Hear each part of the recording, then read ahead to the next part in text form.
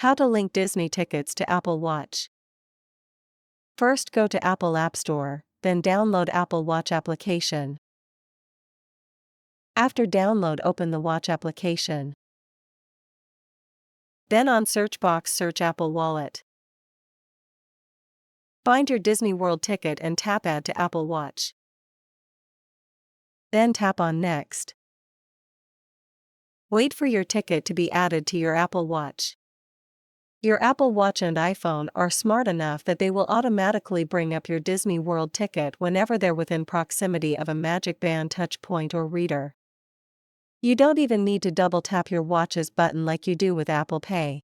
This makes using an Apple Watch at Disney World super convenient. Well, there you go. Now you're ready to go enjoy a hands-free day at Disney World. No Magic Band required. That's it. Thanks for watching.